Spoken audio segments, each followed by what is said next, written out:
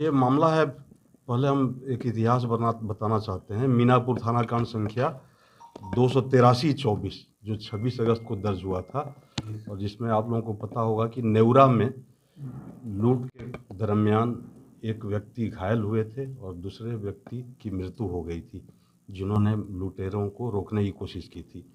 इस पर हम लोग एक टीम गठित किए थे, जिसमें कि थानाध्यक्ष के नेतृत्व में रवि रंजन कुमार, वीरेंद्र और बाकी अन्य लोग थे, जो कि शहरयार जी के नेतृत्व में, जो एसडीपीओ हैं, इनके नेतृत्व में उसका अनुसंधान कर रहे थे।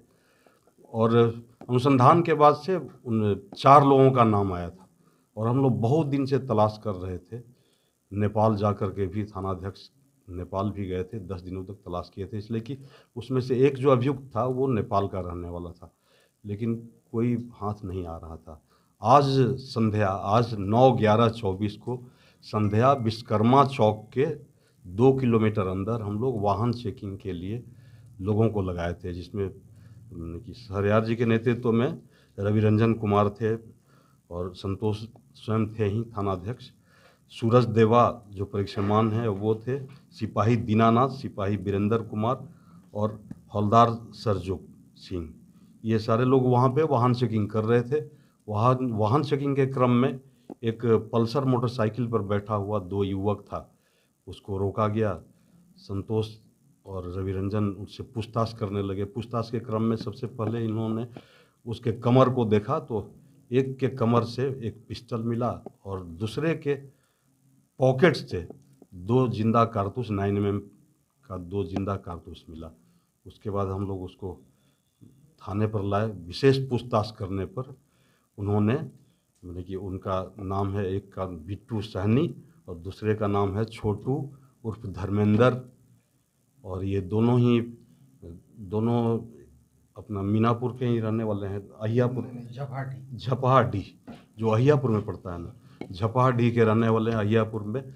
और तब उन्होंने स्वीकार भी किया, और हम लोगों ने पता लगाया कि ये दोनों मिलकर अहियापुर में बहुत सारा कांड किए हैं, जिसमें लूट के मामले हैं, डकैती का मामला है, एनडीपीएस एक्ट में भी गए हैं। इस तरह के 4 कांडों में, अहियापुर के 4 कांडों में है और कांटी का 1 कांड।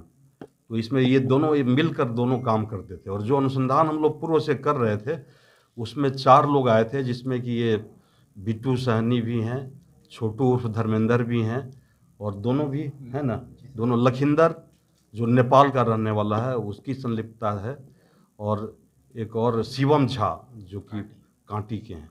ये चारों की संलिप्तता थी, इन चारों की तलाश थी। लेकिन आज संध्या गश्ती के दौरान 2 लोग मिले हैं, और बाकी 2 की तलाश भी हम लोग कर रहे हैं। इन्होंने अपने कांड में संलिप्तता स्वीकार की, और जो हम लोगों का वैज्ञानिक अनुसंधान था, इसमें तो 4 थे ही, और आज इन्होंने अपने से भी स्वीकार किया कि हम दोनों के अलावा शिवम झा भी था और लखिंदर भी था। लखिंदर नेपाल में एनडीपीएस एक्ट में वो कई दिन, 1 वर्षों से फरार है, और इधर ही रह करके कांटी और अहियापुर में रह के वो अपराध की घटनाओं को अंजाम देता है। तो अभी भी ये हम लोग के गिरफ्त से बाहर हैं, लेकिन बहुत जल्दी हम लोग अभी इनको रिमांड पर भी लेंगे, और बहुत जल्दी उन दोनों की भी तलाश हम लोग कर लेंगे। सर, घटना को अंजाम क्या मोटिव था सर? हाँ, मोटिव था, आज का मोटिव भी था कि आज भी ये लोग कोई लूट कांड को अंजाम देने वाले थे, यही 2। क्योंकि बाकी वो 2 भी बता रहे हैं कि वो दोनों किसी दूसरे जगह काम कर रहा है। इनका कहना था कि मोतीपुर की तरफ वो दोनों निकला हुआ था एक दूसरे मोटरसाइकिल से। तो वहाँ भी हमारी टीम मोतीपुर में भी पीछा कर रही है। कहीं अगर वो मिल जाते हैं तो एक बहुत बड़ी उपलब्धि होगी। मीनापुर के नेवरा में जो घटना हुई थी उसमें ये लोग इन्वॉल्व थे?